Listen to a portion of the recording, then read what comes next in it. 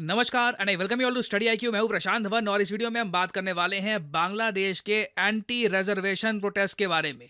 ये बहुत ज़्यादा एक दुर्लभ प्रोटेस्ट है हम इंडियंस के लिए, क्योंकि हमारे यहाँ यूजुअली आप देखोगे रिजर्वेशन के लिए प्रोटेस्ट तो काफ़ी बार हो चुके हैं, मगर यूजुअली होता है कि रिजर्वेशन और बढ़ाओ, सबको और रिजर्वेशन चाहिए होता है। मगर बांग्लादेश में ऑपोजिट केस चल रहा है। यहाँ पे आप देख पाओगे 6 लोगों की मृत्यु हो चुकी है बांग्लादेश में। और रीज़न क्या है?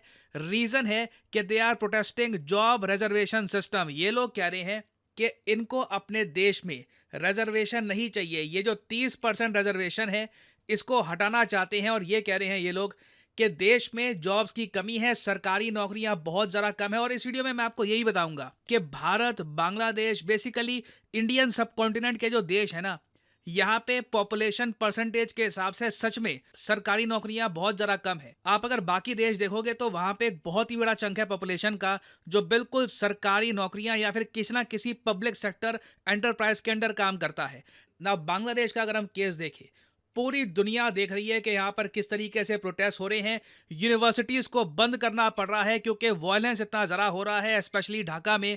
और यहाँ पे आपका सवाल आएगा, मगर ये सब हो क्यों रहा है? बांग्लादेश में ये लोग रिजर्वेशन हटाना क्यों चाहते हैं? इसकी हिस्ट्री क्या है? वेल, बहुत ही सिंपल शब्दों में आपको समझाता हूँ ना। यहाँ पे आपको दिख जाएगा, ये है बांग्लादेश। बांग्लादेश को हम इंडियंस यूजुअली जब देखते हैं सीधा माइंड में याद आता है 1971, जब हमने बांग्लादेश को एज ए कंट्री बनाने में क्रिटिकल रोल प्ले किया था। हालांकि हम आज के समय देखें बांग्लादेश में तो काफ़ी बार अजीब भी लगता है कि कई बांग्लादेशीज इंडिया के बारे में इतना अच्छा सोचते नहीं है, मगर फिर भी 1971 ये आप कह लीजिए फाउंडेशन ईयर है इस पूरे देश का। और इस देश में जो कोटा सिस्टम बनाया गया था, जो रिजर्वेशन सिस्टम बनाया गया था, ये भी डायरेक्टली 1971 से ही लिंक्ड है। यहाँ पे आप देख पाओगे एक आर्टिकल 2018 का। इधर लिखा है, बांग्लादेश ने खत्म कर दिया है reservation in government jobs after furious protest. Basically 2018 में बांग्लादेश के युवक सड़कों पे आ गए थे। जैसा प्रोटेस्ट आज हो रहा है, इससे भी तीव्र प्रोटेस्ट हुआ था 2018 में, क्योंकि यहाँ पर स्टूडेंट्स कह रहे थे कि बहुत हो गया, हमें 56% रिजर्वेशन नहीं चाहिए। अब आप यहाँ पे कहोगे 56% रिजर्वेशन, इतना आरक्षण बांग्लादेश में क्यों था? देखो, ये 56% आरक्षण में से 30% आरक्षण तो उन लोगों के लिए था जो रिलेटिव्स थे ऑफ फ्रीडम फाइटर्स। मतलब कि बांग्लादेश की जो फ्रीडम थी 1971 में, जो इन्होंने फ्रीडम वॉर लड़ी थी अगेंस्ट पाकिस्तान, उसमें जिन लोगों ने भी पार्टिसिपेट किया, उनकी फैमिली को, रिश्तेदारों को इतनी ज़्यादा प्रेफरेंस दी गई क्योंकि उन्हीं के बलिदान की वजह से आज बांग्लादेश एज ए कंट्री बना है।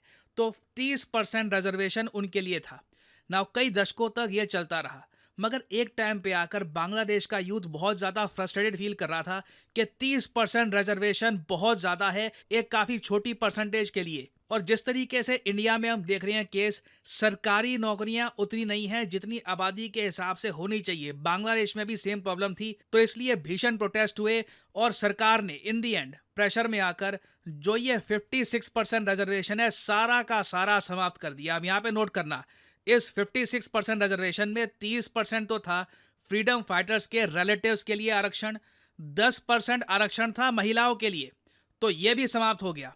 10% आरक्षण महिलाओं का खत्म, और 10% आरक्षण जो है फॉर अंडर डेवलप्ड डिस्ट्रिक्ट, जहाँ पे बिल्कुल तरक्की हुई नहीं है, लोग बहुत ज़्यादा गरीब हैं, ये भी समाप्त हो गया। और 5% जो रिजर्वेशन था फॉर इंडिजिनस कम्युनिटीज़, ये भी समाप्त। और साथ ही साथ जो दिव्यांग लोग हैं उनके लिए सिर्फ 1% आरक्षण था, ये भी खत्म।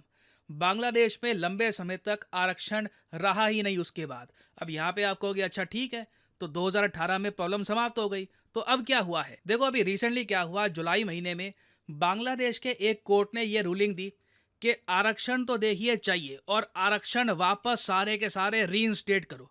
अब बांग्लादेश के जो युवक हैं जिन्होंने 2018 में प्रोटेस्ट किया था, और अब जो नए कॉलेज स्टूडेंट्स हैं, सब लोग फिर से सड़कों पे आ गए हैं और ये लोग कह रहे हैं कि नहीं, बांग्लादेश में वैसे ही नौकरियों की कमी है, देश आईएमएफ के पैकेज के अंडर चल रहा है। हमारी प्राइम मिनिस्टर जाती है चाइना में $5 बिलियन का लोन मांगने के लिए, चाइना कहता है कि बस $100 मिलियन है। इस टॉपिक पर बाय द वे अलग से मैं वीडियो बना चुका हूं। तो जब देश की आर्थिक हालत ऐसी है तो हम यहाँ पर इतना सारा आरक्षण बर्दाश्त नहीं करेंगे। तो अभी जो प्रोटेस्ट हो रहे हैं ना, ये प्रोटेस्टर्स कह रहे हैं अच्छा ठीक है, आरक्षण रखना ही है ना आपको, तो जो ये 56% आरक्षण है ये तो हम कभी नहीं मानेंगे। एक बार को 26% आरक्षण हमें मंजूर है, मगर जो ये 30% कोटा है फ्रीडम फाइटर्स के लिए, ये अब बर्दाश्त नहीं होता, क्योंकि जो लोग लड़े थे बांग्लादेश की आज़ादी के लिए वो बहुत बूढ़े हो चुके हैं।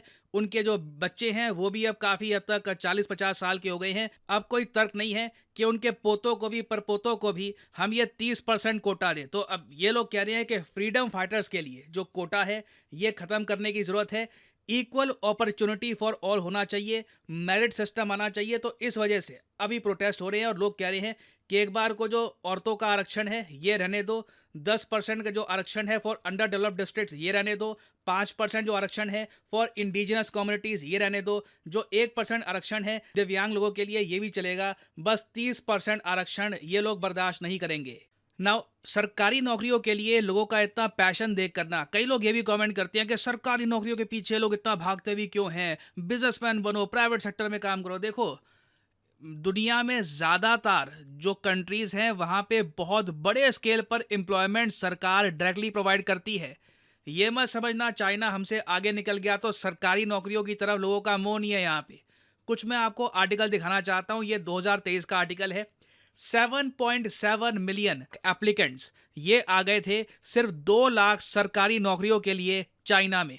अगेन ऐसे मैं आपको बहुत सारे आर्टिकल दिखा सकता हूं कि government job mania in China, over 3 million 30 lakh लोगों ने जॉब्स दिए हैं फॉर रफली 40,000 पोस्ट। सरकारी नौकरियां देखिए सबको अच्छी लगती है, चाहे चाइना हो, रशिया हो, यूएसए हो, जापान हो, सरकारी नौकरियों के लिए युवक बड़े स्केल पर हर जगह भागते हैं एंड इट इज़ नॉर्मल। और भारत में तो मैं आपको ये बता दूं, जो पब्लिक सेक्टर एम्प्लॉयमेंट है बाकी कंट्रीज के कंपैरिजन में बहुत कम है। इसके बारे में कभी सर्च करिएगा कि भारत में कितने परसेंट लोग हैं इनके पास सरकारी एम्प्लॉयमेंट है, बाकी देशों में कितने लोग हैं जिनको कहीं ना कहीं से गवर्नमेंट एम्प्लॉयमेंट मिलती है ना। गवर्नमेंट एम्प्लॉयमेंट का मतलब सीधा ये नहीं है कि केंद्र सरकार में एसएससी यूपीएससी क्रैक करके लग गए।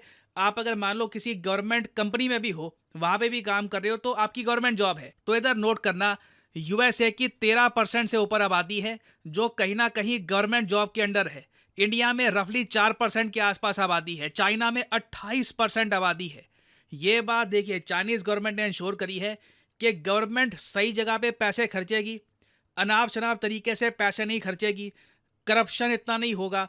तो अपने आप देखिए रूम बनता है नौकरियों का। इंडिया में भी अगर हम प्रॉपर तरीके से प्लानिंग करें, सरकारी नौकरियां कम नहीं, सरकारी नौकरियां बढ़नी चाहिए। और इंडिया में तो मैं कहूंगा अभी बहुत स्कोप है। बांग्लादेश में भी आप देखो इंडिया जैसा ही हाल है, 3% के आसपास इनके यहाँ सरकारी नौकरियों वाले लोग आपको मिलेंगे, इंडिया से भी कम है। तो इसलिए सिंस नीड इतनी ज़्यादा है सरकारी नौकरियों की, तो लोग डिमांड कर रहे हैं नौकरी, and it is completely normal. दुनिया में ज़्यादातर कंट्रीज आप देखोगे तो वहाँ पे परसेंटेज पॉपुलेशन के हिसाब से इंडिया, बांग्लादेश, इनसे ज़्यादा लोग ही आपको दिखेंगे जो सरकारी नौकरियों में काम करते हैं। और एक बार को अगर आप ये बोलना चाहते हैं कि इंडिया की तो आबादी ही बहुत बड़ी है ना, तो आबादी तो चाइना की भी बड़ी है। वहाँ पर इतने सारे लोग सरकारी नौकरियों में, पब्लिक सेक्टर में क्यों काम कर रहे हैं, और इसके बारे में खुद रिसर्च करना। जो इंटरनेशनल लेबर ऑर्गेनाइजेशन है इनका डेटा पढ़ना, यू विल बी सरप्राइज्ड। तो अगेन जो बांग्लादेश के जो प्रोटेस्ट हो रहे हैं, उम्मीद करता हूं कि यहाँ पे आप समझ गए होंगे कि ये प्रोटेस्ट क्यों हो रहे हैं, और दुनिया में सरकारी नौकरियां कहाँ पर ज़्यादा मिलती हैं, कहाँ पर डिपेंडेंट होती है आबादी सरकारी नौकरियों पर, इसके बारे में भी मैं उम्मीद करता हूँ कि आपको क्लैरिटी मिल गई होगी। और फाइनली आप लोगों से यहाँ पे मैं क्वेश्चन भी पूछूंगा कि हाल ही में आईएमएफ ने रेज कर दिया है इंडिया का जीडीपी फोरकास्ट, और अब ये कितने परसेंटेज पे ले आए हैं। इनके हिसाब से 2025 फाइनेंशियल ईयर में इंडियन इकोनॉमी कितनी परसेंटेज पर ग्रो करेगी। ये है यहाँ पे आपकी ऑप्शंस, 10%, 5%, 3% या फिर 7%। कमेंट सेक्शन में करिए उत्तर। जो लोग सही आंसर देंगे उनकी कमेंट को मैं हार्ट दे दूंगा ताकि बाकी लोग समझ पाएं कि सही आंसर क्या है।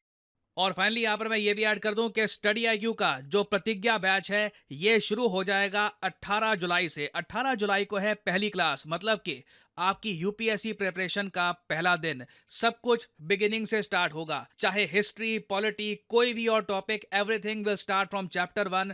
तो आज या फिर 18 तारीख से पहले पहले आप अगर एनरोल कर लेते हैं तो पहली क्लास आप अटेंड कर रहे होंगे with the rest of study IQ students. तो आपको करना क्या है, सिंपली जाइए वीडियो के कमेंट सेक्शन में, पिन्ड कमेंट में आपको मिलेगा यहाँ पर ये लिंक, और यहाँ पे आप परचेज कर सकते हैं स्टडी आईक्यू का प्रतिज्ञा बैच। इस लिंक पर क्लिक करके आपके सामने खुल जाएगा ये पेज, और यहाँ पे आप बाय कर पाओगे द P2I फाउंडेशन बैच। इसे हम P2I इसलिए कहते हैं क्योंकि यहाँ पे आपका प्रीलिम्स, मेंस और इंटरव्यू तीनों कवर किया जाएगा। यहाँ पे आपको मिलती है 1-to-1 मेंटरशिप जो शायद किसी और कोर्स में आपको ना मिले, answer writing programme, test series भी आपको मिलेगी और आपके घर में बुक्स भी डिलीवर की जाएंगी। मगर जो यहाँ पर प्राइस लिखा है ये पे मत कर देना, सिंपली यहाँ पर कोड यूज करिए PD10 and the prices will start following. आप और वैसे जो कोड यहाँ पर लिखे हैं अगर आप इनको यूज करते हैं तो आपको मैक्सिमम डिस्काउंट नहीं मिलेगा। You will get the maximum discount possible by using the code PD10। तो याद रखिएगा 18 जुलाई को है पहली class. The best time to start is now. So इसी नोट के साथ ये है वीडियो कांत। Thank you for listening and as I always say, may the gods watch over you.